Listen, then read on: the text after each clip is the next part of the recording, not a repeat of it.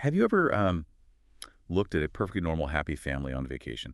You know, the type matching shirts, big smiles for the camera, and just felt this sudden, inexplicable chill. Oh yeah, like a lingering thought making you wonder if something deeply sinister was hiding just beneath the surface of all that forced cheer. Exactly. It is a dark thought, but I mean it's a distinctly human one. We instinctively look for patterns, right? And when the picture perfect narrative presented to the world doesn't quite align with the micro expressions or the tense body language we observe, our brains sort of sound this silent alarm. Welcome to today's deep dive. We are unpacking a gripping, hard-boiled noir narrative about an ex-homicide detective named Jack Savage. And to do this, we're pulling from this really fascinating stack of sources. Yeah, we're looking at a collection of noir fiction excerpts, some real-world case files on familial extortion, and some pretty deep psychological profiles. Right. And our mission today is to trace Jack's hyper-observant investigative methods. We're going to follow him from his cynical life, hiding out in this sweltering Orlando condo, all the way to a supposedly relaxing tropical timeshare resort. Where a forced vacation turns into a deadly collision with a family extortion ring. Yeah, it gets wild. We will be examining the psychology behind this specific type of scam, the mechanics of Jack's techniques, and ultimately the profound moral ambiguities of the story. It's really a brilliant look at how trained professionals process the world around them. We're going to explore how people like Jack never truly clock out.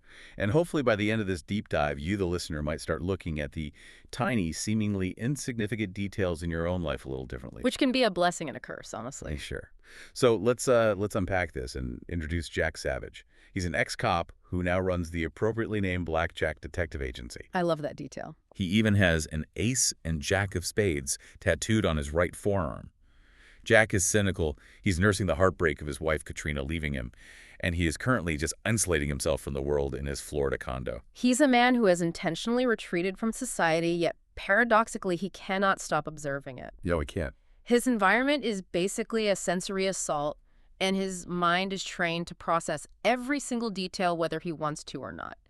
In the sources we reviewed, this is often described as the burden of the investigator. He really does process everything. I mean, let's look at a typical morning for him.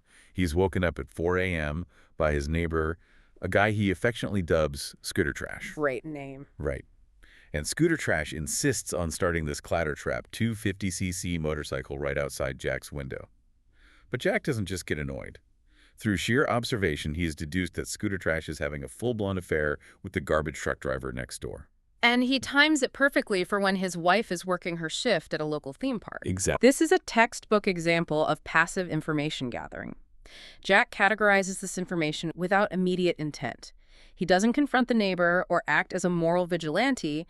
He simply files it away in his mental ledger. Yeah. It is a passive accumulation of leverage. To a seasoned investigator, every human interaction is data. And he uses that data in such a calculated way. Later that day, Jack goes to the grocery store to stock up on weekend survival food, which is mostly frozen pizza and cheap beer. The essentials. Right while in line, he encounters another neighbor, Tammy, and her incredibly smart, highly observant son, Kyle. Tammy is shutting down Kyle's request for a comic book, forcing him to go to a movie with kids he doesn't even like. But Jack zeroes in on something else in Tammy's grocery haul. Yes, a pack of cherry-flavored condoms. Which instantly connects the dots for him. He realizes Cammy is the one having the affair with Scooter Trash. Yep. She is actively sending her son away so she can have an empty apartment for the afternoon. And Jack actually likes the kid. He feels bad for him. So Jack buys the Green Lantern comic Kyle wanted and uses it as a retainer to sort of hire the kid to watch his condo while he goes out of town. He even promises him another $40 when he gets back. Which sets Tammy off. Oh, totally. When Tammy barges into Jack's apartment later, furious, and tries to intercept her son's money, Jack completely neutralizes her. He fabricates a story on the spot. Oh yeah, the bank manager story. Yeah, he tells her he's good friends with the local bank manager and implies he'll be checking to ensure she opens a savings account for Kyle with that money.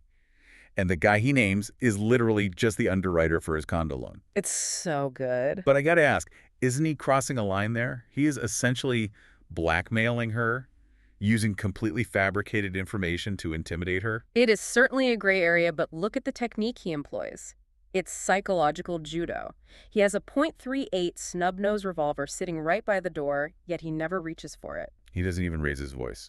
Exactly. He simply reads her vulnerabilities, her greed, and her desperation to keep the affair a secret, and applies the exact amount of verbal pressure needed to control the situation.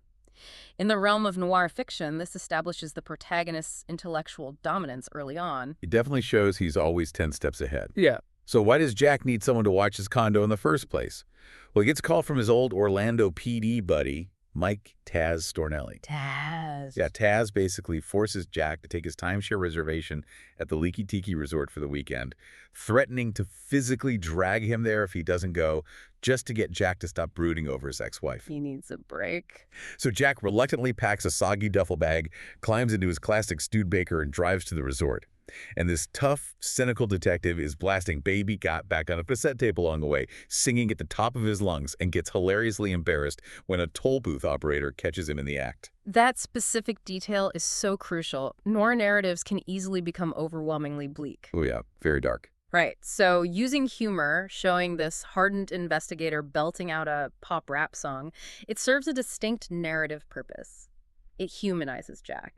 It reminds us that beneath the jaded exterior is a person who still seeks joy.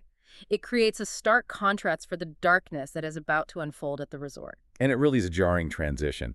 Here's where it gets really interesting. Jack arrives at the Liki Tiki Resort, which is the ultimate cliché tropical paradise. Faux thatch roofs, a man-made volcano tiki torches blazing in the hot Florida sun. Very kitschy. Very. He is put in the Fiji building in a tiny room featuring an avocado green bathtub. But the real action starts at the mandatory welcome luau dinner. Jack is seated with a British tourist family. The Merryweathers. Right? Barnaby Merryweather, his highly strung wife, Prudence, their kids, Duncan and Agatha, and Barnaby's father-in-law, Nigel Paddington. This is a classic locked room style setup. You take the isolated, hyper-observant detective and place him in a confined social setting with a cast of characters who all seem perfectly normal on the surface. Until the food arrives. They are served a massive, fire-roasted pig. Almost immediately, Prudence starts loudly complaining that the pork is raw. Suddenly, little Agatha vomits violently right at the table. It's chaos. Prudence starts screaming about salmonella.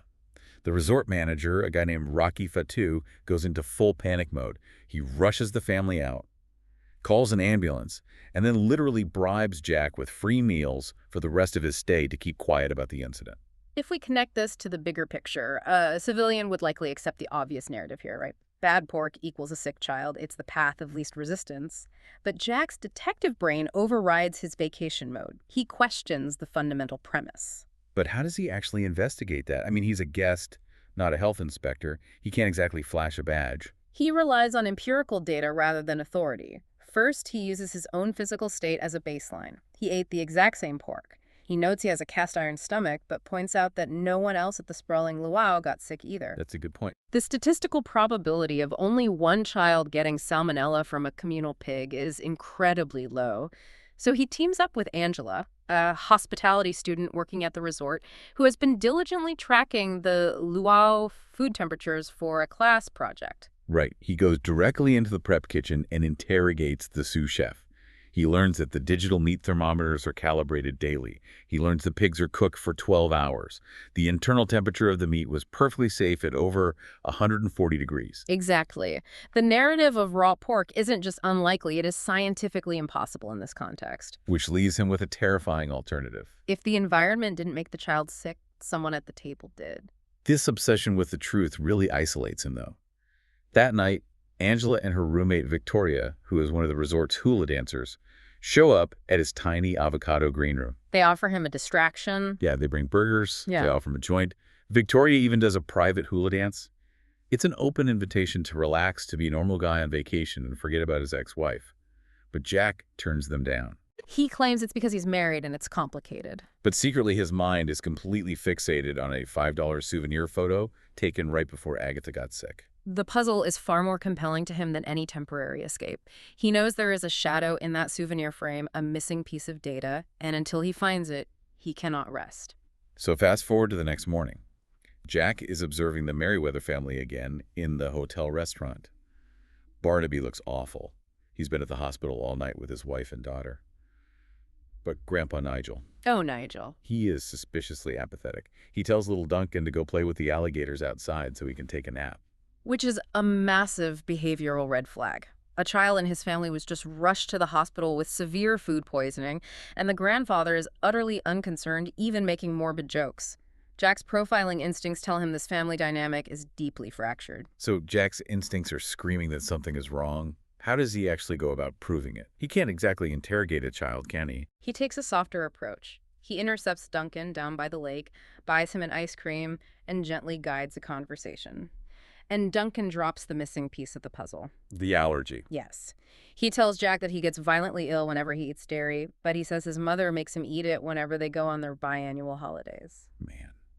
And right then, Prudence storms in, catches Jack talking to her son, and furiously accuses Jack of interrogating a minor without a guardian present.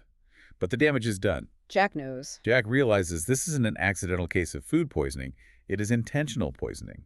Prudence is deliberately feeding her children food they are highly allergic to. Jack has unmasked a form of Munchausen syndrome by proxy, weaponized for financial gain. Wait, Munchausen by proxy for listeners who might only know that term from true crime documentaries. What exactly does that mean in this context? It is a severe form of abuse where a caregiver, usually a parent, fabricates, exaggerates, or actively induces physical or psychological illness in a person under their care. In many clinical cases, the motivation is to draw sympathy or attention to the caregiver. But not here. No, however, in this noir narrative, it is adapted for extortion. Prudence is inducing acute allergic reactions in her own children to create fraudulent grounds for massive financial settlements from these resorts. It's sickening. And Jack doesn't wait around to build a slow case. He finds the family at lunch. Duncan is visibly upset being forced by his mother to eat a grilled cheese sandwich. Jack walks right up and physically slaps the sandwich out of the boy's hand. A bold move. But isn't that incredibly reckless? He is a civilian at this point, essentially escalating a physical confrontation with a family on vacation. It is reckless, yes, but Jack is operating under the belief of imminent physical harm to a child. In acute abuse scenarios, the investigator's protocol often shifts from observation to disruption. Prudence starts threatening lawsuits again, but Jack shuts her down. He presents the facts that the resort manager got from Celebration Hospital. It proves that little Agatha is highly allergic to gluten. The proof he needed. Jack exposes Prudence right there in the restaurant. He lays out her entire scam, intentionally making her kids sick to threaten lawsuits and extort hush money.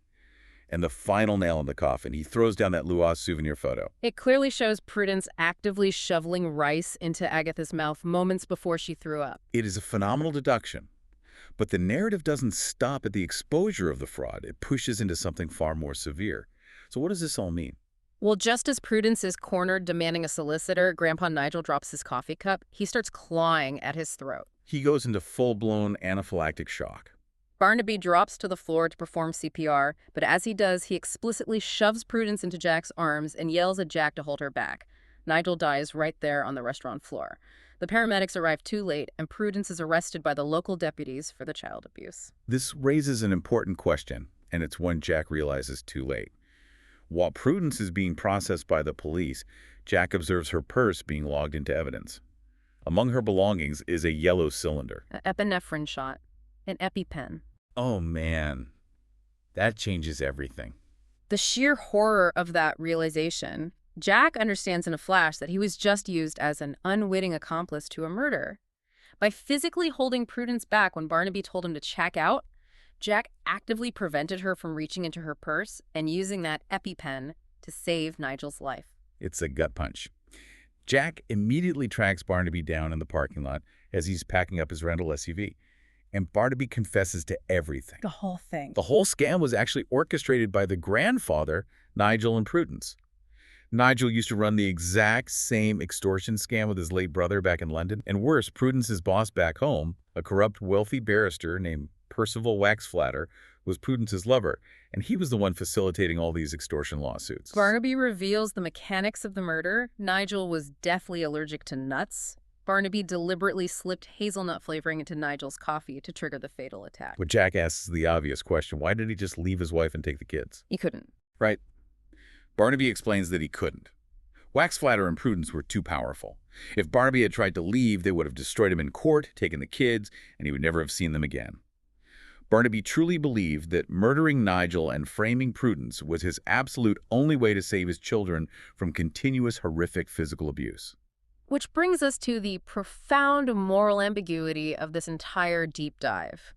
Jack Savage, a man who dedicated his entire adult life to the pursuit of law and order, is standing in a parking lot with a confessed, calculated murderer. What does he do? Does he arrest him? By all his training and by the strict definitions of the law, he has to. Barnaby committed premeditated murder against a senior citizen. You cannot have citizens playing judge, jury, and executioner, regardless of the victim's crimes. If we abandon the legal framework, society collapses into vengeance. Jack should make the arrest. But consider the alternative. The system was completely rigged against Barnaby. If Jack follows the letter of the law, Barnaby goes to prison, and those kids likely end up right back in the orbit of Wax Slatter, the very man who orchestrated their torture. Barnaby tells Jack justice is something you buy if the price is right. Jack, with his own history of being pushed out of the police force by a corrupt captain, knows this is true. It is the ultimate ethical dilemma. Do you serve the rigid facts of the law, or do you serve a broader, arguably more dangerous interpretation of moral justice? Jack looks at the rental SUV.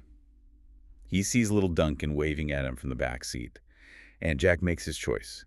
He decides to let Barnaby drive away. Wow. He accepts the burden of being an accessory after the fact to ensure those children are finally safe. He chooses to believe that the legal system completely failed Barnaby's family, leaving this father with no legal recourse.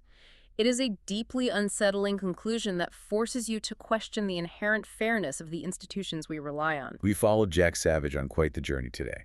From the sweltering, noisy parking lot of his Orlando condo, passively absorbing his neighbor's drama, all the way to the dark, murderous underbelly of a vibrant tiki resort. It's been wild. We've seen how keen observation, looking past the surface of what people want you to see, can unravel the most deeply hidden, horrifying familial secrets. Indeed. The story serves as a powerful reminder that our environment is rich with information if only we take the time to truly see it, rather than just passively looking at it. As we wrap up this deep dive, consider a different angle on all of this. Consider the psychological toll this hypervigilance takes on the investigator. Jack's ability to see the truth saved those children, but it also forced him to witness the absolute darkest corners of humanity on what was supposed to be a vacation. You never clock out. Right. If your brain is hardwired to see every human interaction as leverage and every family dinner as a potential crime scene, is it ever possible to just be human? Next time you find yourself people watching or noticing a tense family at a restaurant, ask yourself, do you really want to know what's happening beneath the surface? Or is the illusion of a perfectly normal, happy family sometimes a necessary comfort? Keep questioning, keep observing, and keep diving deep.